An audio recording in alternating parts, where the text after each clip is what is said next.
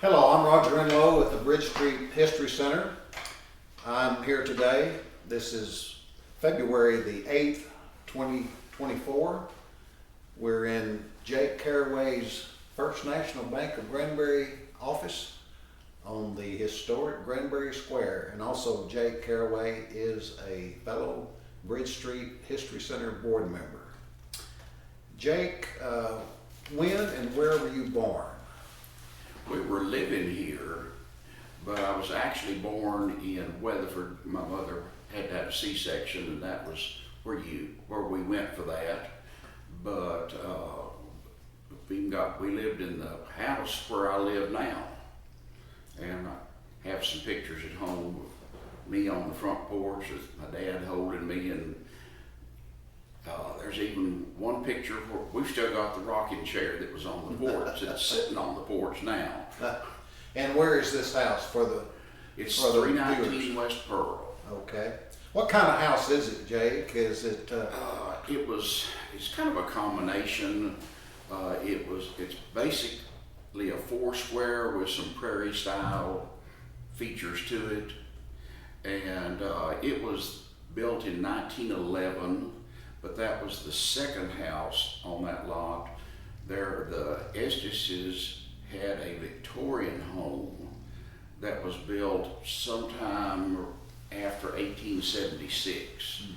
And it was torn down to build this modern home, which it just happened to have it was the first house to be built with a bathroom in it and not added on. The other houses before that had bathrooms that were added into a room or something. And so this was the modern house, and you can tell in places there's lumber from the first house used in it, which they did a lot. What kind of lumber do you know, and where it came from? I'm figuring they were using a lot of yellow pine from East Texas at that time. I've been in a house where they use cypress, which is down on Bridge Street, and that is so hard that you have to drill a pilot hole to put a nail in. And in drilling that, I've actually had the bit smoke because it's so hard. We did have to change out the porch on this house, and the planks were made out of cedar. Wow. I don't think we said what year you were born, when you were born. I was born in 1953.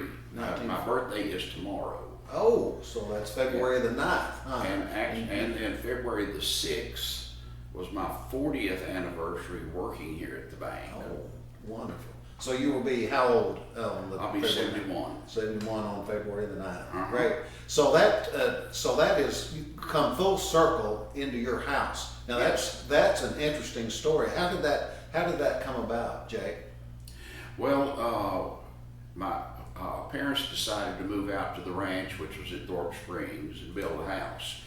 And I believe we moved out there in '56. Now Thorpe Spring is just 3 or 4 miles northwest of Granbury. Yeah, we were 6 miles out because Okay. we were just the other side of the little town.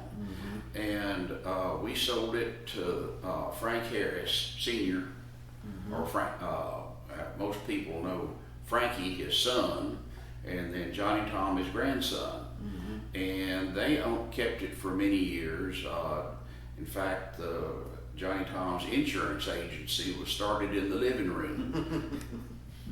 And anyway, around 2000, I was looking for a little bit bigger place to live in, and I found out that this was quietly for sale, and put in a bid on it and bought the family house back. Boy, that must have made you happy on that, right? What kind of feelings did you have doing that? Well, it wasn't any particularly nostalgic. It had become a bed and breakfast, and first thing I wanted to do was what I invented a term, de-bed and breakfasting. So I got rid of all the changes that they had made that I did not care for. Right. And made it more like it should have been at the time. and it's a continuous thing. But as far as plumbing, electricity, and all that stuff, it's all modern. And usually the things that need to be repaired are the modern stuff. So this ranch house or farmhouse that you lived in Thorpe Spring, right? Yes, it was just past Thorpe Springs. Our land, we had about 1,800 acres, and it's right next to the Black Ranch. And it's kind of across from, there's a development called Stroud's Creek Estates, and it's across Farm Road 4 from that. Did your father ranch? You had cattle and No, there wasn't hardly any money in that. There wasn't any money anywhere in Hood County at the time. The banks weren't even making much money, and so. And we're talking about the 50s, I guess. In the 50s and 60s, and on into the 70s, before what we refer to as the Renaissance, but.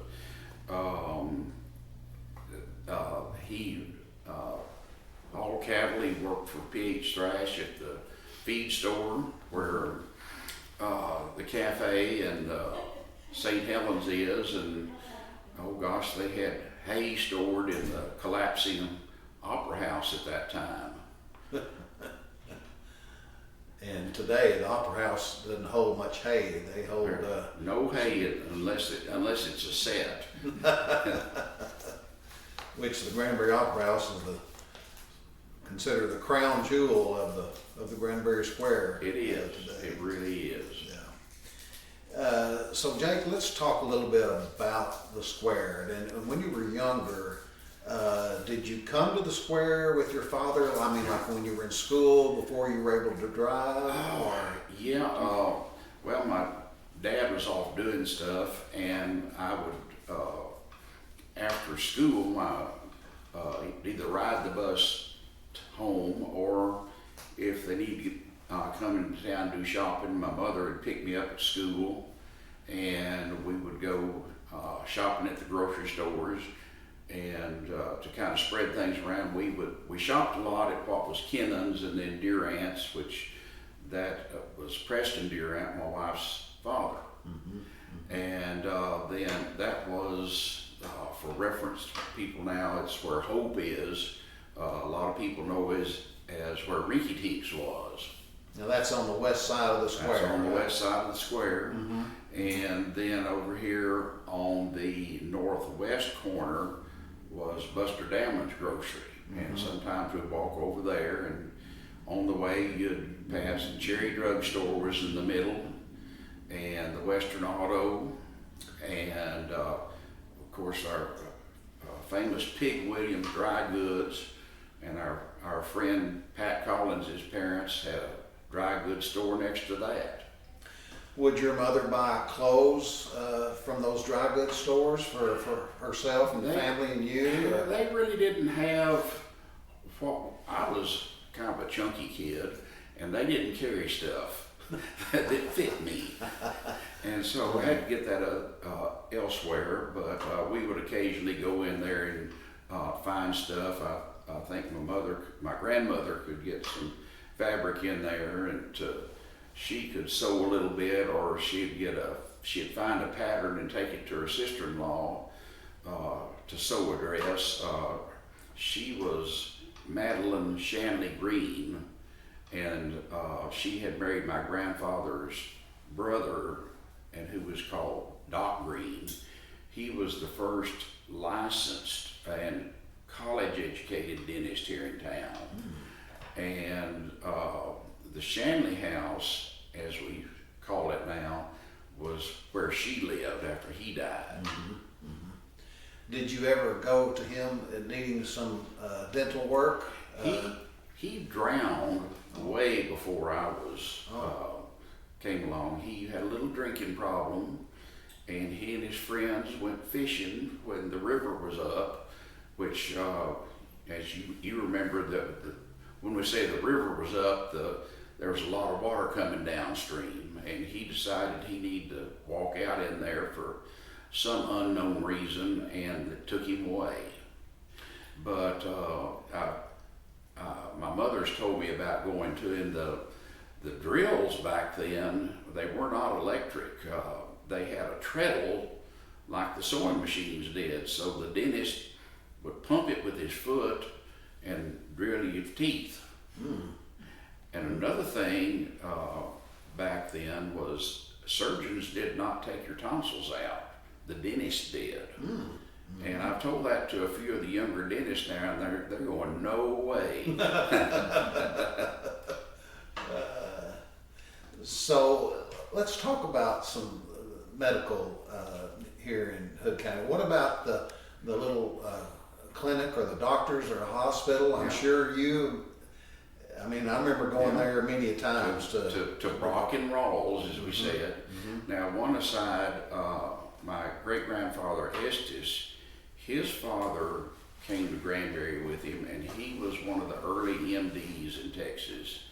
And he practiced out around Long Creek and houses that they're on Little Road still. And north of Granbury, kind of northern part of the county. And he was a horseback doctor. No. And he died in 1901. So that was a long time ago.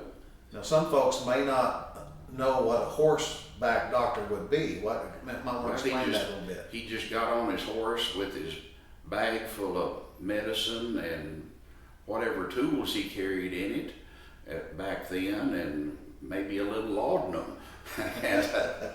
and people there weren't many phones then, and so they would, they'd come get him or whatever, and he'd go to the house, or they would come to his house for doctoring. And that was back when there were houses out in the country, and of course there wasn't a hospital then. No, there wasn't a hospital until Dr. Ballard built that in the 50s, I think. And then I didn't know about this for a long time, and there behind where the hospital was, there was a little frame house that sits in the middle of Bluff Street. It's been remodeled, and that was Dr. Ballard's house and office, and it had a little room for a patient in it. And then I also remember Dr. Dabney was still alive when I was a kid, and not everybody remembers this. I think he kept us from getting strep. They did something called mopping your throat, and he'd dip a swab on a long stick, and you'd open your mouth, and he'd paint your tonsils, was what they call it, with that, and it gets you over it, but it wasn't real pleasant. But we would go to Dr. Gus Lancaster, and but he was on vacation one time, and I got sick, and they loaded me up in the car and went to Dr. Dabney's house, and he was probably 97 or 98 then, and saw him. He was sitting in his living room, and he painted my throat sitting right there in the living room. That was an experience. It was probably a little scary, wasn't it? Because it was kind of dark in there, and this old man sitting there. But and I think he practiced till he was 99, and he died somewhere in there. He was very old. Wow. You remember Dr. Walthall, one of the dentists? I was not forced to go to him. Well, I heard many stories. For some reason, he gave I think it was the polio vaccine to my sister on her arm, and it didn't go very well. She, to this day, I think, has a pretty significant scar on her arm. Well, now, I remember did you take the polio on the sugar cubes? I think so. That's what I had. Yes. And I had, you're referring to the scar, you had a smallpox vaccination, and they took a needle and they poked a whole bunch of little holes. It may have been smallpox vaccination. And they smeared the killed virus on there, and it made a scabby thing. But then they recommended you do it again, I think I was early teens, and so, all of us were taking second doses of that. Right. Jake, let's go back to your parents, their names, and a little bit of their background, where they were from. My dad was John Holland Caraway, and the Caraways came to Rock Church in the Biloxi area around 1856, somewhere in there. There's different dates I found, and built the log cabin, bought a farm, and great-great-great-grandfather, he was even shot in the shoulder by the Indians. But the Caraways moved around a good bit. They lived here, Thorpe Springs. They moved up to Tin Top in Weatherford. Some of them lived in, they were kind of scattered around. And I found, we don't know why, but my daddy's parents lived in Lipan for a while. I don't, we don't know. But, and they were, my grandfather Caraway was a farmer. And then my dad, we did some cattle there at the house, and then he had, it's a little truck now for as far as hauling cattle, but he would do that on the side, and like I said, work for PH Thrash, or his nickname Pappy Thrash. What kind of farming did they do, Jake, back then? We had fields, and they would, it kind of depended. Sometimes I remember one time we grew oats so we could feed the animals, and not totally unlike today, I guess. Not unlike today. And then had hay. We did alfalfa one year, and peanuts. I know peanuts were big. see, back in this we country. didn't have sandy soil, and that's peanuts take sandy soil like out around Tober. Now, at one time, not during my life, in our fields, they raised cotton, and there was a lot of cotton up in that area. I remember we had two gins back then. One of them was across from where the post office is here in town, and they had these trailers that were constructed out of pieces of wood and chicken wire. And they filled that thing up with the cotton that was picked and took off to the gin. And of course the cotton was blowing out, and so the sides of the road looked a little like it had been snowed. Right. And they, I know they used all of the cotton, because the one particular gin down here, they had an auger that took the cotton seed over the road, and it was in a pile across the street, and farmers would come load up their trucks and go feed the cows with it. There was one funny story on that. There was a man named Chunk Wilson, had a little grocery store. You know him. And they said Chunk would put the pickup bed, the tailgate down on the bed of the truck, and start across the street and back into it as fast as he could, and then pull out and put the tailgate back up and go take the cotton seed to the cows. Yeah, Chuck Wilson and Jake, as we both know, many characters back in the day in Granbury that were around when we were growing up. What are some of the other characters that you can recall? Oh gosh, well, there was Chunk Wilson is what brings this up. We had an old alcoholic called Green Lizard. Green Lizard? You remember Green Lizard? Green Lizard. But his real name was Clyde Robertson, which was the same as the barber on the square. Same name. Yeah, and their family didn't really like, because sometimes people would hear the name and they would think their daddy was the alcoholic in the apartment. But his preferred drink was Aquavella. And I know Chunk would sell him to him, but if Chunk's wife was named Ellen, if Ellen was in the store, he wouldn't get him. And that store was next door to where Martin's Office Supply is now. And in that location, there was a little kind of a dugout building where the Day family had a store. And then later on, my father-in-law, George Martin, parked his hearses and kept things in there. And they were, he said they were getting the cemetery grass out one day, and they found all these bottles of aquavelva nested up in the grass, so they figured he was going in there during the winter and drinking his aquavelva and getting warm under the grass. And the reason why is because back then the Hood County was dry. You couldn't purchase liquor legally. You had to go to the line. You had to go to the line. So what is the line? Well, it was just over the Tarrant County line. On 377, you pass through Hood County, Johnson County, Parker County, and then into Tarrant County.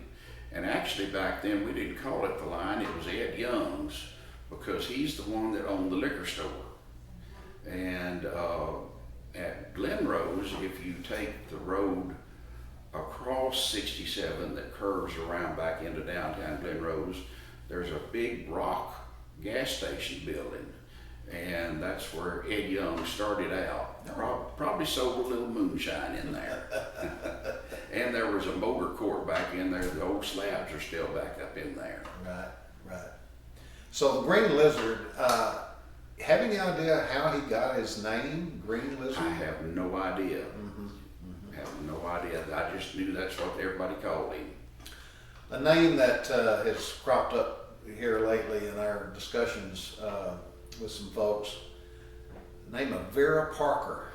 Oh, yes. And I worked at the Hood County News for a number of years, and I don't think we ever did a story on Vera Parker, but we need to somehow tell her story.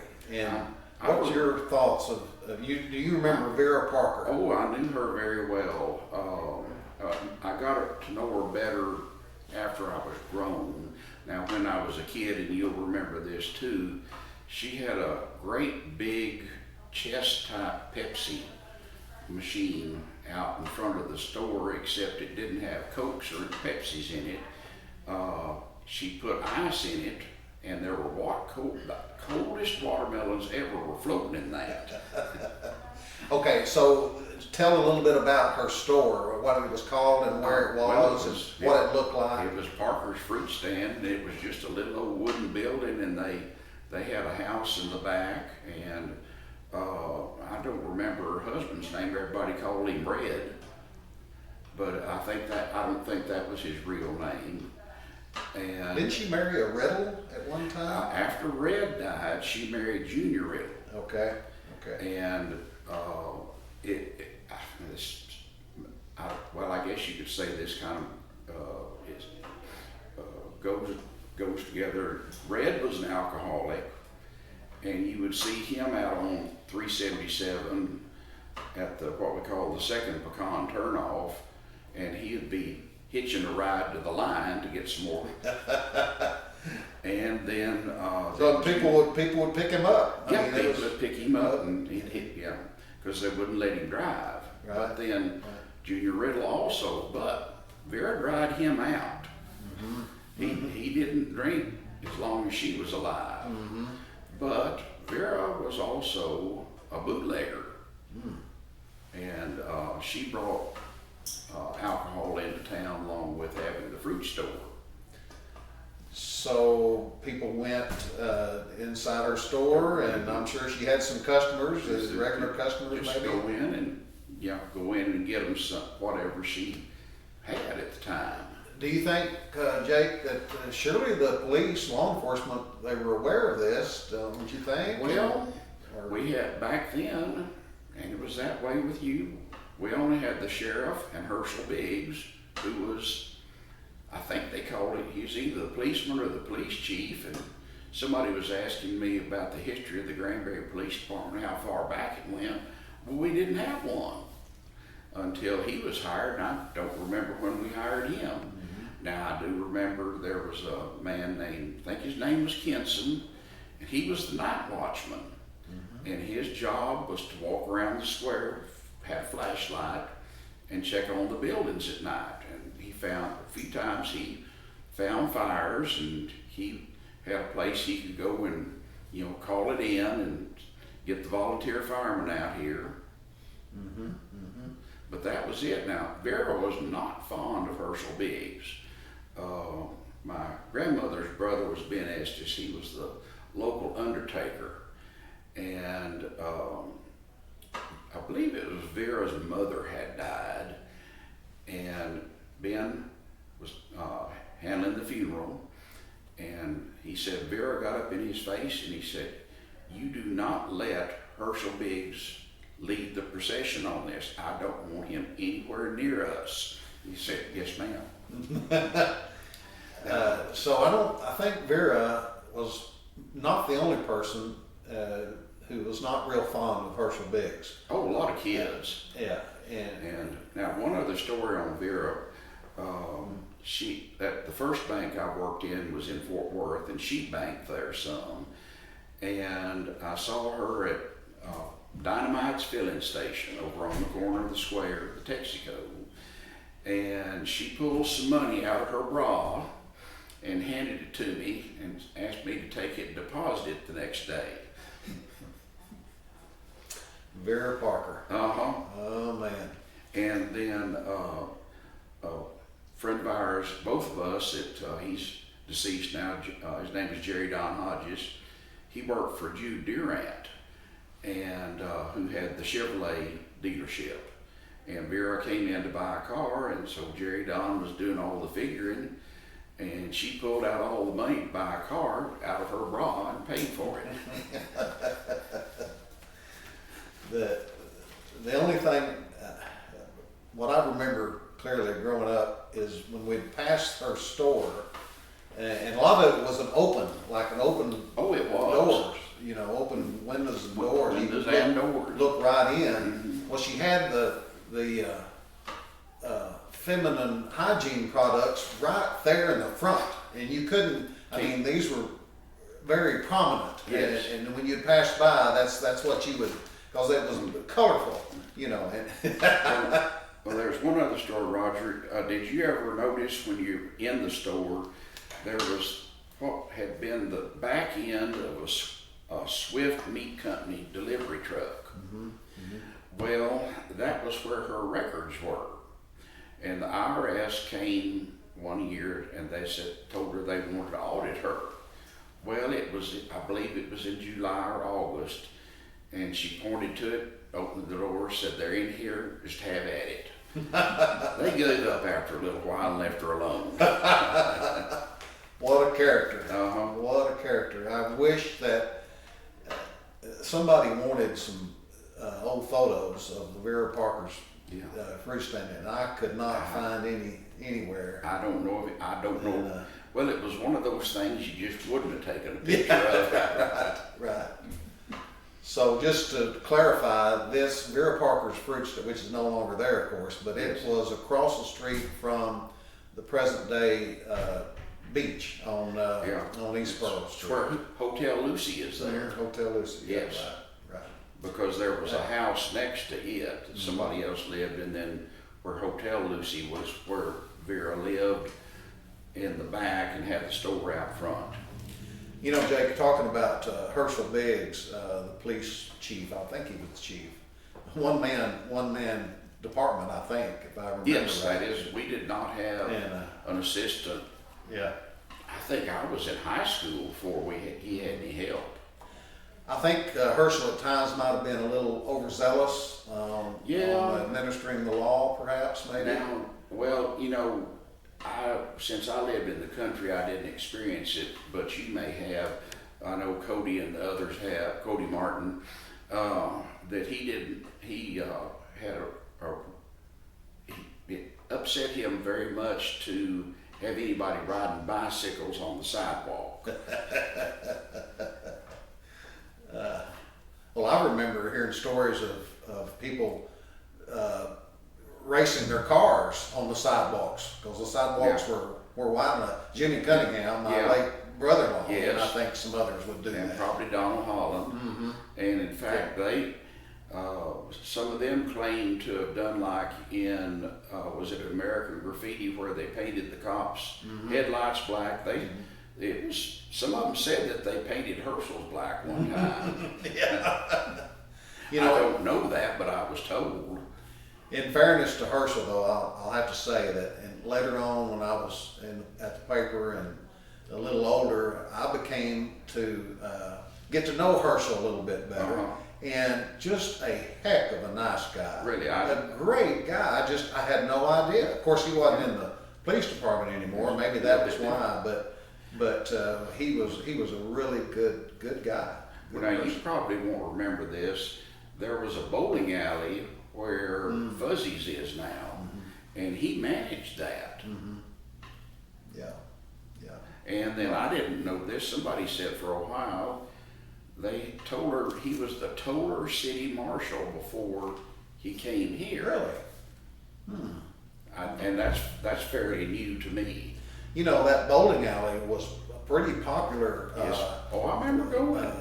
And because there wasn't much entertainment for No. young people and couples and whatnot Yeah. back then.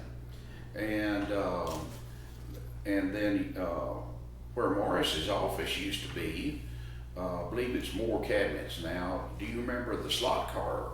Yes, the slot cars, very popular. Some Yes, people built that building, and it was a washateria on one side. Mama could wash clothes and send the kids over to play in the slot it cars. was Dean Kedd's, I believe.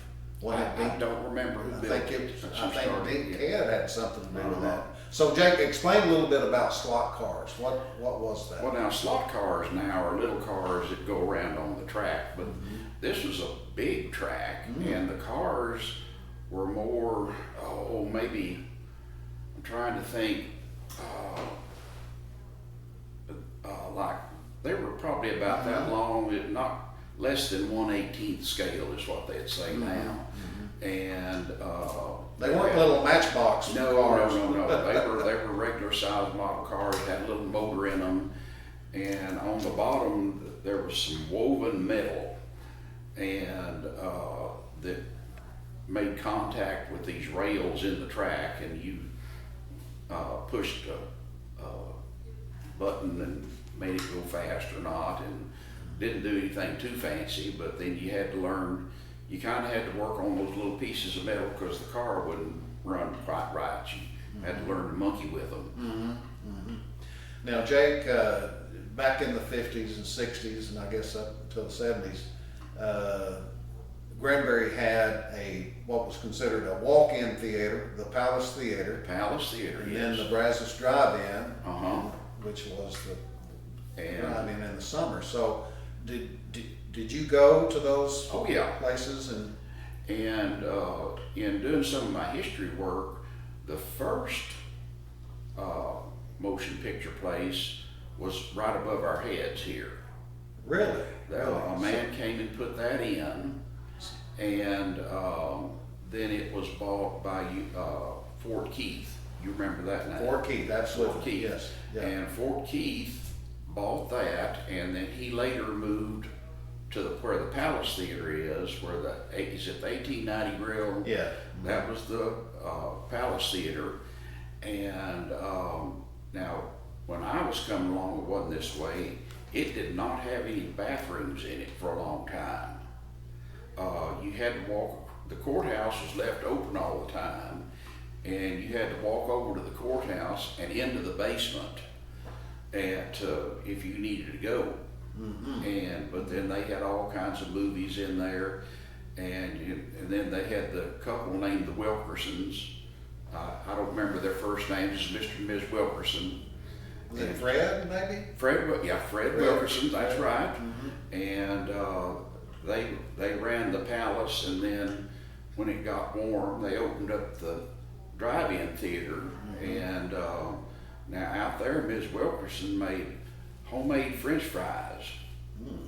They were pretty greasy, but they were good. They were good. Yeah. So the Palace Theater downtown, Do you remember going to, they would have these midnight shows, called midnight shows, like on New Year's or maybe? I never, well, because we lived so far out and my mother and dad didn't want to deal with, and so I never got to go to one of those. Now, I know a bunch of you kids did. Y'all told about it, and then didn't they have some scary shows at midnight? Oh, yeah, yeah. And then I was told that there was, well, I know this part's true, there was a man that bought Bonnie and Clyde's car, put it on a trailer and took it around. On the square? He took it around everywhere. And he brought it down to the Palace Theater one time, and you gave him a nickel or something. You get a. Did you see it? I didn't see it. I was too little at the time. Okay. And but now what I do remember, Jim Neighbors, it was Gomer Pyle. I don't know how they got this book, but he came and did a little concert at the Palace Theater. Really? Yeah, Really? and it was when Gomer Pyle was on TV. Did you go to that? Didn't go to that, but I just remember because that was a big deal. Absolutely. Yeah. So, Jake, what other personalities or stars that came to Granbury or had people with national interest or events that happened here? Well, I'm trying to think. I know this. Since we lived next door, the John R. Blacks, they were big Republicans, which was very unusual in Texas at the time. And she was a Eisenhower supporter, and supposedly he had agreed to come visit the ranch. Dwight Eisenhower? Was he president at the time? Yes. And they built a runway out there. The government told them how to make it. Just for that? Just for that. And then at the entrance gate there to the ranch, it's Black Diamond Ranch now, but you'll see 2 guard houses. Those were built for the Secret Service. Really? Yes. Wow. Wow, I've never heard that story. Yeah. And did he come? No, they had to cancel after they'd spent all that money. and Miss Black was a character. She's nice. One day we were at Durant's food store getting ready to leave, and here comes this. I remembered it was a pea green Cadillac limousine pulls up in front, and driver gets out, and a woman in what you'd call a flour sack material dress gets out, and it's Miss Black, and of course they're multi-millionaires, but she was just her. And her granddaughter is Brenda Massengill, who is the county judge's wife. That Black Ranch, Jake, if I remember right, it was at one time the largest ranch number of acres between Fort Worth and San Angelo. It's possible. I know it had 28,000 acres. And the man that founded First National Bank was D.C. Cogdell. And I did come across where they bought. He had 12,000 acres out there that they bought from him. But this place ran from on the Tin Top Highway, I'd say about halfway to Tin Top, and then going south, it crossed over Highway 4, and it went all the way nearly to Toller. I think it stopped at Colony Road, and it encompassed the colony. Wow. Okay, the colony. Oh, one other story about the Black Ranch. I remember my late wife talking about the first time she went to the Black Ranch house, which was a pretty magnificent home. It was the biggest house in town. And I remember her saying that house had an elevator in it. And she thought, of course, as a kid, as a 5th, 6th grade kid, that was something for her to be inside a house with an elevator. But she said Mrs. Black was just a gracious, perfect hostess for those girls. Right. and it even Had had a a swimming swimming pool. Yeah, had a swimming pool. Had a swimming pool, which was Uh-huh. probably the only house for years with a pool in Granbury Hood County, I would think. Now, I do know my grandmother told about her, this would have been the Victorian house. They had a swimming pool, and I have found it on the Sanborn fire maps. It's drawn out on there. And across the street from it was the old Church of Christ. And when she said that when they were having revivals and it was nighttime, they didn't want to go down to the river for baptisms. So they would come over and borrow the pool and do the baptisms across the street. Well, that's interesting. I don't know how they kept them clean and all back then. I don't think they had, I don't know if they had chlorine or what. I guess they might have had some Clorox pouring back then. I don't know. Now, Jake, earlier you mentioned the colony. Yes. What was the colony? Well, to be polite, it was, back then it was called the N-word colony. And that's where the black folks, well, let's see, they immigrated or they came to Hood County, and that's where they lived. They had their own area there. And they also had another area here in town, which is just east of the electric plant. And that's where the church and the school were. But the colony is where a lot of the farmers lived, and they rode into town. They went wherever. They came in town to work for us, and they worked for my grandfather out on the ranch at Thorpe Springs. Of course, from where it was, if you cut across, it's not that far. I had heard that they had a lot to do with the building of the square of the buildings. They did know how to cut rock, and they did do that. Yeah. And they settled there after the Civil War. Is that right? Was that when they started settling there? When they came into town, and one of the famous ones I remember, the name was Simon Hightower, and of course we remember two of his daughters here in town, Phoebe and Mandy. And Phoebe was one of my favorites.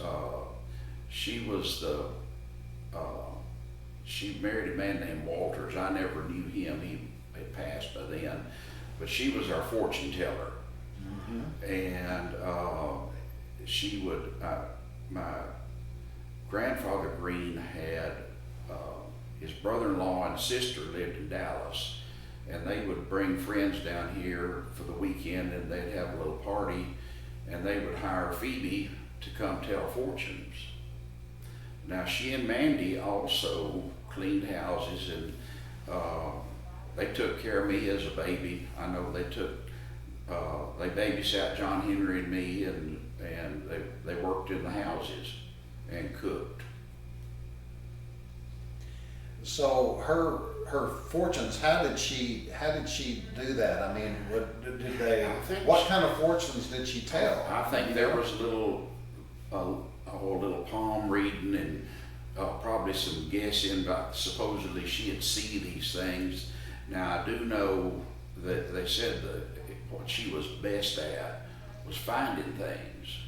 And whenever anyone would go missing in the river, especially when there had been a flood, somebody would go get Phoebe to, see, and she could tell them pretty close to where the body was found.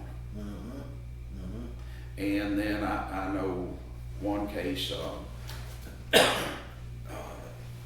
mother could, little girl had misplaced one of her shoes, and her mother went to Phoebe, and Phoebe told her where to go find the shoe in the house.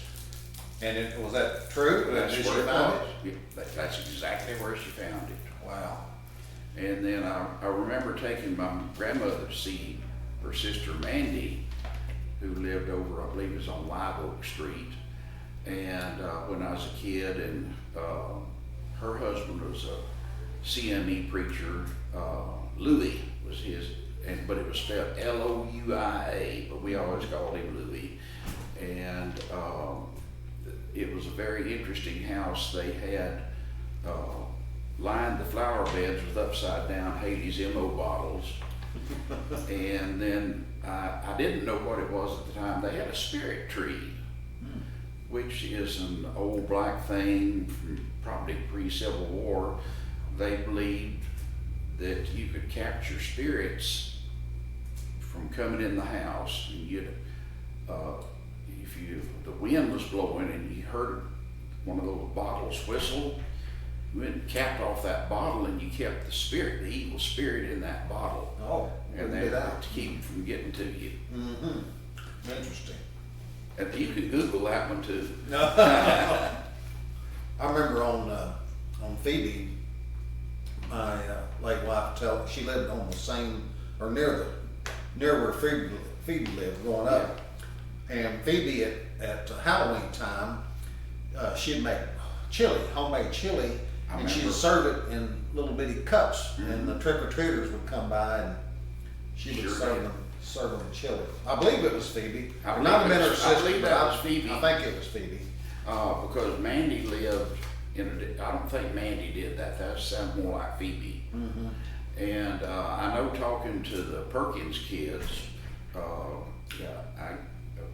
when Emma could still healthy and come in, I'd get her to tell the stories. And well, she and Joe told they were scared of Phoebe. Now the Perkins were the only black kids in town at the time, and for a little while they were bused to Fort Worth. Mm-hmm. But when segregation came in, they came here, and actually Granbury didn't have any trouble accepting them. They were just one of us. Mm-hmm. And I remember we didn't think anything about having black kids in school then. But anyway, Joe and Emma both told me that they were scared of her. They said we'd be walking home, and if we were on the same side of the street as her house, we would go to the other side and walk around it. Wonder why they were scared of her. Phoebe could be a little scary. And I think they were a little scary of the spirit world and the fortune telling and all that. Mm-hmm. And then when Phoebe got older, I remember she was convinced that the pirates had sailed up the Brazos River. Mm-hmm. And when she got a little money, she paid people to dig beside her house. Mm-hmm. And there was a great big pile of dirt out there, and you could see this homemade wooden ladder sticking up out of it. And every once in a while there'd be some fresh dirt. She'd get somebody to go dig some more looking for treasure. Not much treasure was found. There never was any treasure. And I think from the size of the pile of dirt out there, I would say it was pretty deep. Well, speaking of characters and personalities, and Morris Walton and I were talking about this earlier. He mentioned this about he was nicknamed lovingly Mornin Son. Oh yeah. And that was Oran Baker, yes, sir. Former Hood County Sheriff. What are your memories of stories about? I've heard lots of stories. I remember. Well, first let's say Jake, explain how he got the name Mornin Son. Every time he saw you, he didn't call you by your name. He said, "Mornin Son." It could be a girl or a woman. It didn't have to be a man, right? I don't know about that. I think it was men. Okay. He said that too. Mm-hmm. And if you'll remember, his wife was called Sister. Mm-hmm. He called her sister. He called her sister. And there are several stories about before he came here. They lived on, the house was built on the Hood-Somerville County line. And I understand that he served as Somerville Sheriff for a little bit. I have not confirmed that. But I do know that he did do some moonshining. And Roger, hey, that's my phone. Oh, let me turn that. Excuse me, folks. I forgot to turn that off. Anyway, he was involved in some moonshining, and there was a man that owed him some money, and so he struck a deal with the man. The man brought him a cow. Well, it turns out it was the man's wife's favorite cow, and she was quite upset that it was missing. And she found out that we called him Oran Son, Mornin Son, had the cow. And so she filed charges. And so they went down there and they told him that they could either try him at the state level for cattle theft, and he'd go to the state pen for just a little bit, or he could choose to get filed federal charges for moonshining, which that was a federal crime back then. And he could go to the federal pen for longer, so he chose to go a little bit to the pen for cattle theft. I remember hearing things like that about him. I think I was telling Morris about, I knew there was some issue somewhere. And then I was always told this, I don't know, Morris might know, that at the time, back then, you ran in the county where you slept, was the way the law read.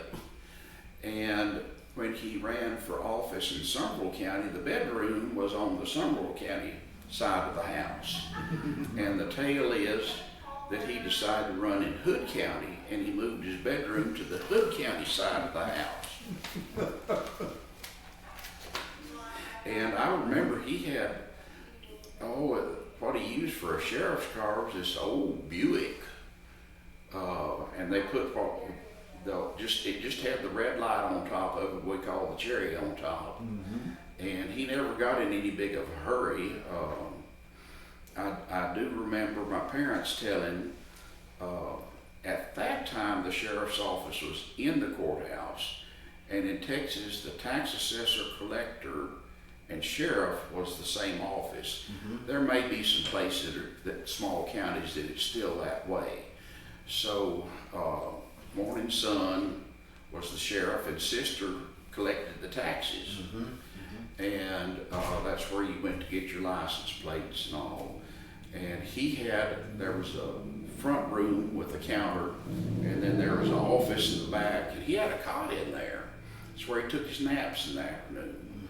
And that's also where the radio to call the police or the highway department and all that. And there was a big antenna on top of the courthouse. Well, it got to where the chatter on the police radio was disturbing his naps. And he decided he would unplug it. So during his naps, if the highway patrol or the police needed any help, they would have to drive to the nearest house and call it in.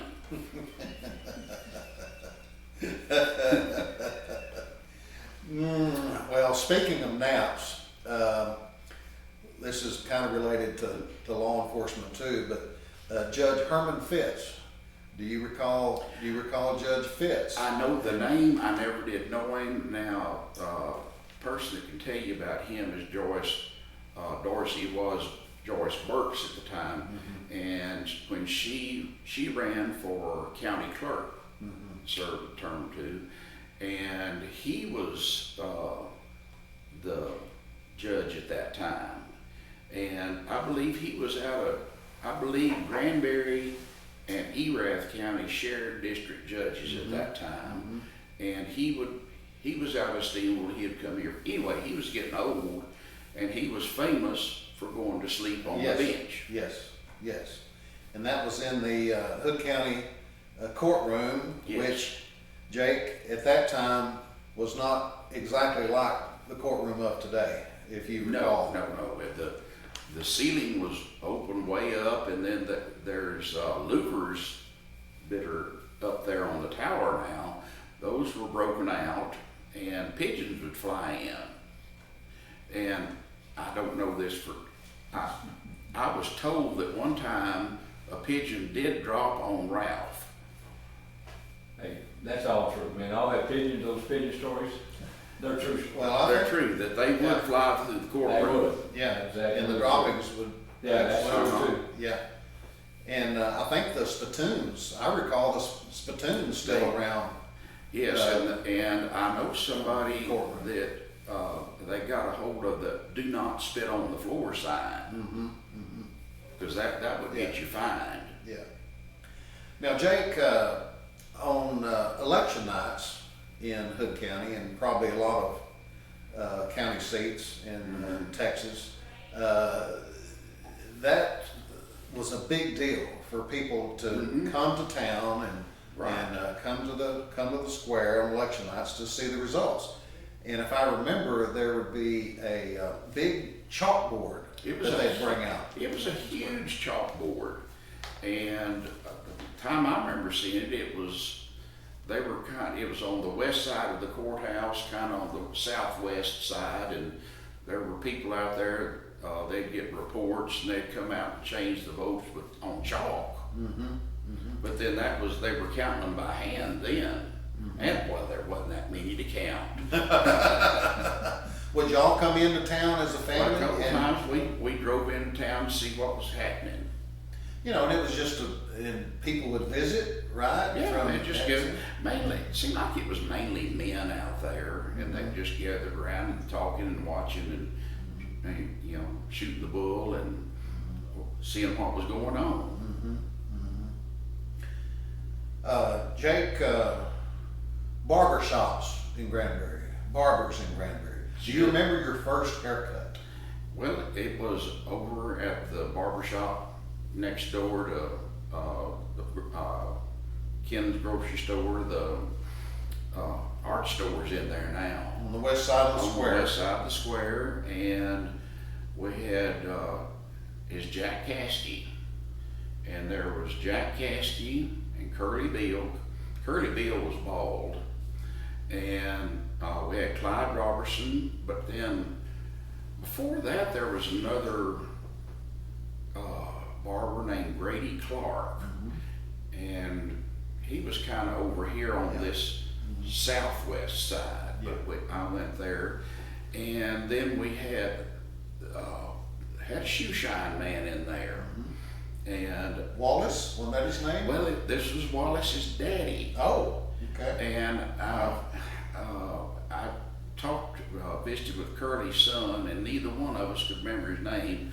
The thing about him was he had lost a hand as a child, and he had a leather hand, and he'd get you shined all, polished and everything, and dressing on. And when it came down to buffing your shoes off with the rag, he took that rag in between the thumb, and he'd take off. Boy, he had that down. He had that down, and Richard Beale told us that his daddy and him,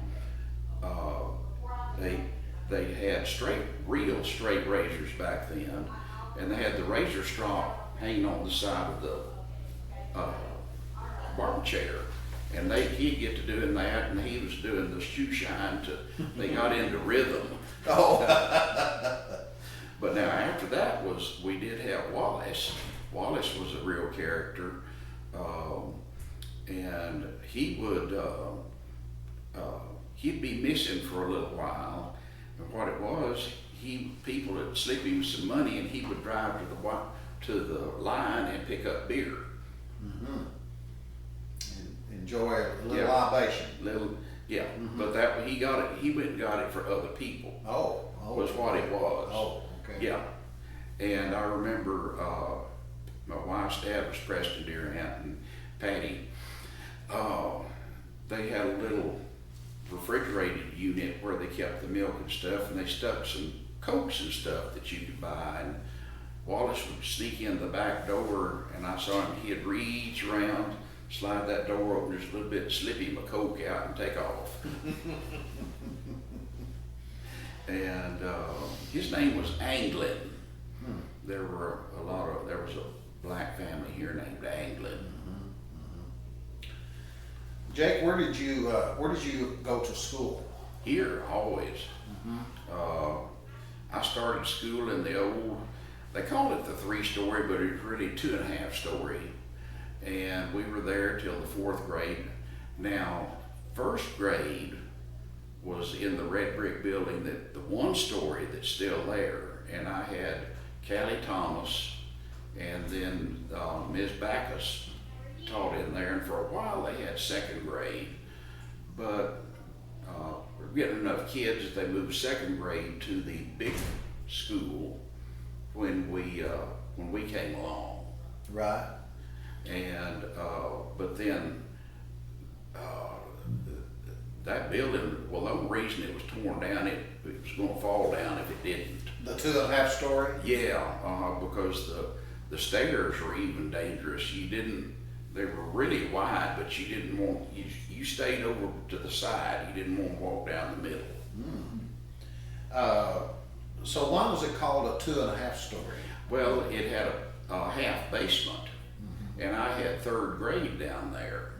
And so probably about 4 or 5 feet up was wall, and then you had a series of windows above that with the high ceiling. And one thing I remember about being in there, there was a big old hurricane when we were kids called Hurricane Carla, and that thing came up here. That was about in 61 or somewhere in there, something like that. And it got dark and raining, and here you are down there in the basement. And another thing I remember about that building, it was back, something called the Cuban Missile Crisis was going on, and they were telling us, had to get under the desk and all the instructions you hear about, but they told us that if something started to happen, that they were going to put us in school buses and take us to the basement of the courthouse. And really, being in the basement of the courthouse scared me more than a nuclear bomb. I personally said, as I got older, I think I'd rather had the bomb than go to the courthouse basement. So you had been there, obviously. Oh yeah. What was that like? Oh, it was dark and dingy, and it stunk because the bathrooms were down there and they didn't keep them clean, and they had old records and books, and it was just nasty down there. And didn't hardly have a light. Do you remember Dynamite's cat? Okay, that's where Dynamite's cat went to have kittens. We don't know how old that cat was, but she would, every time she went to have kittens, she disappeared over to the courthouse, and then she brought them back to the filling station. All right, so you attended elementary in that 2.5 story building, which is no longer there. It's the school parking, farmer school parking lot, and it's a parking lot now. But so you went to junior high and high school. That school is no longer. Well, in the 4th grade, the new building was the one on Jones Street that's not in use anymore. Okay. It's kind of a gray brick. Right. And it was built with no windows, and then the glass in the windows on the doors had this chicken wire looking stuff, and we kind of thought we really were in prison. But what I remember about that though, Jake, it was air conditioned. That was because we moved in. That was the first air conditioning. Well, because we thought we were in high cotton. Because Granbury was, we're going to say Granbury was PO. Each classroom was allowed one fan, and that was it. But we went in there till 6th grade, and then 7th and 8th were in the 1-story building that's been torn down. That junior high was on one end and high school was on the other, and you didn't cross the line. Right.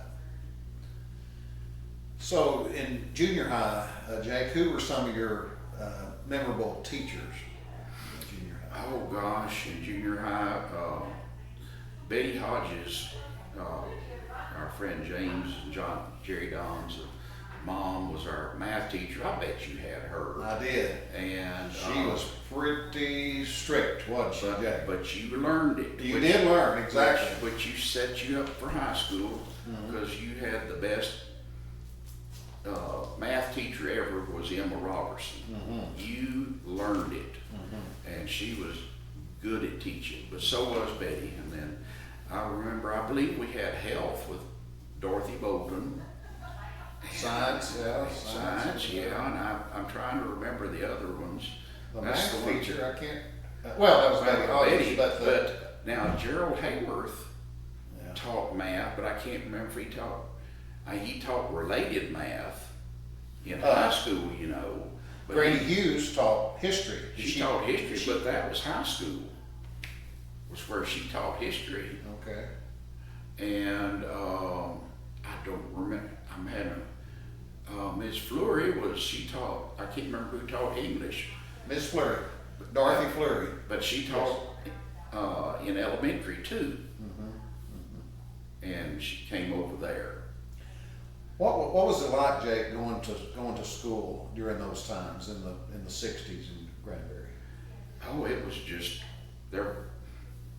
Remember, there wasn't anything to do, and you had the sports and you had recess, and we had a little bit of playground equipment that it would be considered a death trap now. Right. They had the monkey bars that were built out of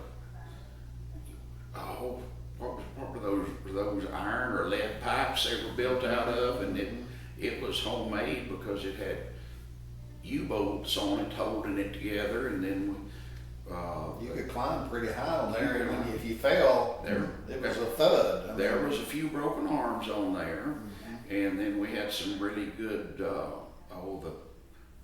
merry-go-round. You'd push and stay on there till you couldn't walk. Right. And had a few swings, but that was about it. I don't know if y'all had tetherball during your era or not, but if that came along. The pole was there, but there wasn't anything tied to it. Yeah. And Tetherball was yeah. a big thing. And of course, you remember Robert Stanley was the principal. He played his guitar. Every year you had to go to the gym and listen to Cool, Clear Water. And that was his favorite song. And then we'd do Christmas carols. Christmas too. with him. Wouldn't he get the guitar out and play during that? He had to. Yeah. And they lived out on 377 where Bennett's Camping is now. They were back up on the hill, and for extra money, they raised irises, because I remember us going there and buying iris from him. Really? And he knew how to, well, he had to stretch a penny. A lot of the stuff we had was Army surplus. And in fact, his own car was Army green, and they had this probably a 53 or 54 Chevy, and it was a car, but it was a bus it had 6 or 8 doors on it, and they used that. And then we had what the best they could do with buses. Jim Best was always my bus driver, and of course our buses always broke down, and we had like a 49 or 50 Chevy bus that was falling apart, and in the winter the window wouldn't stay closed up there by him. He wrapped a piece of baling wire around it. He'd drive holding the window shut so we wouldn't get cold. And there just wasn't much going on. Of course, we'd go to Cody's grandparents, the Mangolds, and visit the toy factory. And different one. My mother wouldn't let me go down to the river a lot, because that's where her uncle drowned. But all you kids went down to the river and did no telling what. I fell into the river one time when it was pretty raging. It was like a March, in the middle of March, and that was a little scary. I had my friend Steve Powell to pull me out with his brand new toy gun. And at first he didn't want to. I said, I was down there and I was needing to get up. And he said, Steve, help me. And he goes, what do you mean to help you? I said, well, stick your gun down and pull me up. He said, well, I don't want to do that. I'll get my gun wet. I said, Steve, I'm drowning. Get me. So he did, and sure enough, I said, I'm not going to pull it down in the water. Sure enough, I pulled it right straight down in the water. I remember seeing a lot of young kids with poison ivy. Oh, yeah. Yeah. It's something I've never had, knock wood. I never had it. Well, I grew up, you know where I grew up, Oh, there, yeah, right I there know on the your river. house. And I never got it. Never got the poison ivy until I went to Colonial Country Club. I was in high school, and I got the poison oak, whatever it was, over there on the Trinity, which was different than the poison ivy here on the Brazos. But And anyway, I remember, well, Cody lived across the street from me. yeah, He got it in his eyes one time, and that was a mess. yeah. Jake, I don't know. We okay, Morris, or we all right?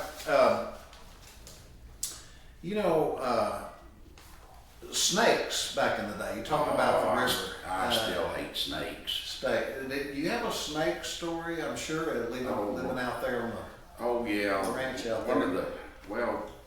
one of the classic ones. Well, you just left your doors open back then, and it was in the summer. We had a swamp cooler at each end of the house, and had all the doors and windows open, and the dog was barking, just barked, and then all of a sudden we started hearing this shh, was what it sounded more like, and went out there and looked, and the door to the kitchen had a little porch, stoop kind of, that some people call them, and the dog was up on the stoop, and biggest rattlesnake ever was down there. And my dad was a pretty good shot. He took a 22 and came out there, he about half asleep, and shot him in the head and killed him. And we brought the dog in the house, and next morning they laid that thing out, and it was just over 5 feet long. And it didn't have all the rattlers, but what was left was 13. Wow. And then one time I was walking along, and if you've never approached a spread gnat and had them open their mouth, that's one of the scarier looking things. But we had a lot of rattlesnakes. The blacks had a man working for them named J.D. Bird. They were a really old family from the area. His dad and his brother were some of the first twins born in Hood County. Anyway, he worked for the blacks, and for some extra money, he would catch rattlesnakes and skin them. And so when we'd have a snake there, and Daddy wasn't around, Mom would call JD, come get it. And he had I swear that stick wasn't but about that long, and had a loop on it. And he'd sneak up on that snake, put that around his head, and jerk that loop, carry it off. And I knew I didn't want any part of that. Now, were you old enough? One time they brought the rattlesnake show to Decker Gym. Seems like I remember that. And they had a bunch of corrugated steel water tanks in there. And they had all these rattlesnakes in there, and just for you, I think there were guys doing stuff with them. I was scared to death, and it stunk. Oh yeah, they have a bad odor. I went to the one in Walnut Springs not just a few years ago, and they had guys in there. All they had for protection, they just had boots, cowboy boots. Yeah, and they were in there, and they were crawling everywhere, and they were stepping, and it didn't bother them. Now, this is probably a wives' tale. We didn't ever have copperheads, and the old wives' tale was wherever you have copperheads, you won't have rattlesnakes, and vice versa.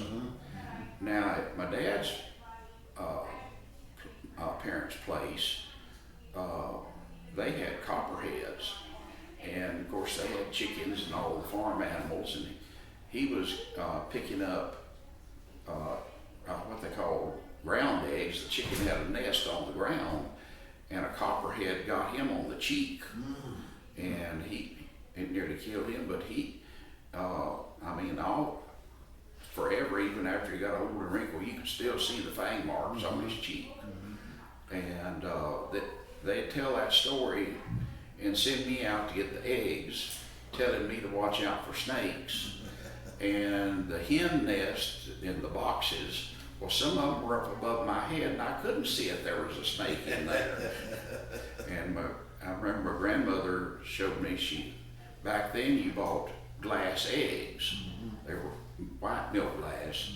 And what happened was the snakes liked to eat the eggs. Well, they get that glass egg and swallow it, and then their muscles would crush it, and all the pieces of glass would kill the snake. What other, did you have other duties, and there on the ranch there, Jake? Did you have other? You know, besides feeding the cows, and then in the summer, we had a smaller water tank for the horses, and invariably a rat would get in there and die. And this thing didn't have a drain on the inside, so I had learned how to siphon. Oh. And so we had some old garden hose I cut up, and so I would siphon that to where I could tip it over and empty it out, and then spray all the rat stuff out of it and fill it back up again. That was a lot of fun. And putting up hay, and one of the dirtiest I ever was in our big fields. They had done hay one year, and Daddy said there's a bunch of broken hay, the blocks that are in the hay bales. And so we went out and picked up the hay blocks because we were going to use those because that's still good. And so you want to talk about dirty, picking those things up in the hot summer, and you're sweating and getting dust and dirt on you from all that loose hay. Yeah. That was a mess. Yes. Did you go fishing some, Jake, on the river and No, tanks? well, Or? once again, didn't want me to fish near the river. That's right, by the river. Now, Patty, my wife, that was one of her favorite things. Her daddy loved fish, and they'd go down to the banks of the river, and she said would be on a sausage and crackers or sardines and crackers and fish all day and catch fish. And the Durant family, they like to have a big fishing and fish fry. And now my Caraway family would, when they were up at Tin Top, they lived just almost right on top of the old swinging bridge, and we'd have fish fries down there. And speaking of did you ever have to drive over the swinging bridge? I learned to drive on that thing several times. Did you ever have to back off of it? I don't think. Oh, another car came and Another, we had to see that thing, it was built for Model T size cars to pass. It was not for 60s models. And so, and it had a curve in it. I don't know how they engineered that. You couldn't tell if somebody was coming. So the unwritten rule was whoever was closest to the end backed off and let the other one on, and then you got to go. And of course, the cars then didn't have your camera there to show you where you were backing up. No, you were just on your own. How did that work, Jake? Did you make a straight shot, or did you have to stop and restart again? Well, you kind of had you went slow, and part of the thing was it had gotten in such bad shape that Parker County had put runners on it. And you didn't want to get off the runners because your tire might fall through. And so you had to be careful and watch and stay on the runners. So you had a guide, but that was not fun. The swinging bridge you're talking about, there was a rumor going around at one time, and I don't know if this was true or not, but I heard that the infamous Rudd Rock, when he got into crop dusting, he flew his plane underneath the swinging bridge. Well, I don't know that to be true, but knowing Rudd, it would not surprise me. I do have a funny Rudd story.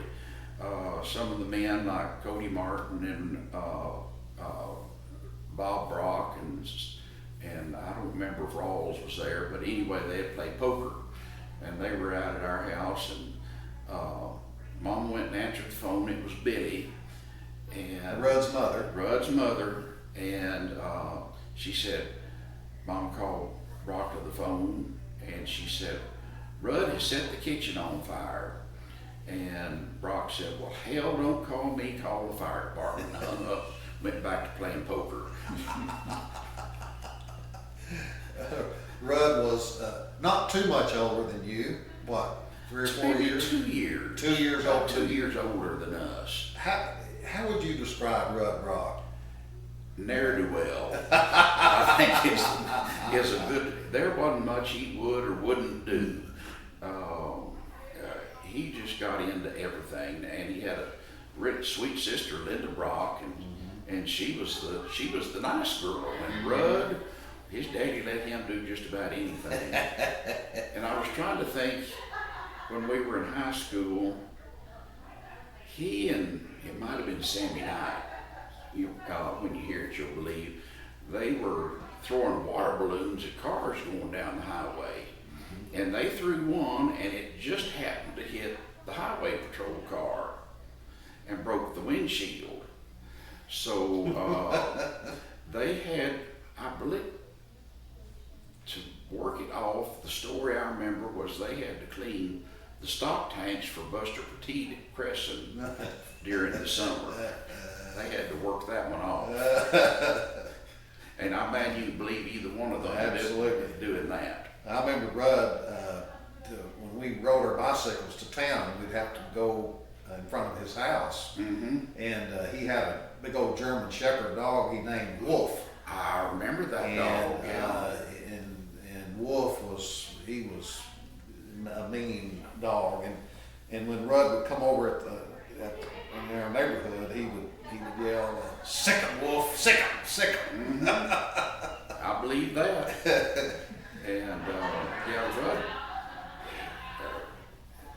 Rudd was another one that had an alcohol problem, and it finally got him in later years. But we used to, Jerry Hodges we'd be talking at bank stuff, and he'd say, "Well, Rudd came in today, need another car. A tree jumped out in front of him." Yeah. Very good, Jake. Very good. All We could right. go on for hours. We can. Jake, we had, and this is Morris over there, Walter. We had talked about, and Roger and I talked about coming back and, picking up and doing another portion of this interview on some topics that Roger had talked about a while ago. So this is kind of an intermission here. Yeah. We'll have to reconvene to pick up and cover these other topics that Well, this is Morris. These are Morris's notes, but about the bank history. Yeah. Talk about the First National Bank, which is a huge part of. Well, my grandfather was president from 36 to 48. My dad was on the board, and then I went on the board in 1980, so yes, it is a part of my life. And I think then we have to get into the Renaissance period and the restoration of the square and the lake coming in and all. So. All right, hey, We good? Jake, Roger, I think y'all did great. We'll see you later. We'll do an intermission.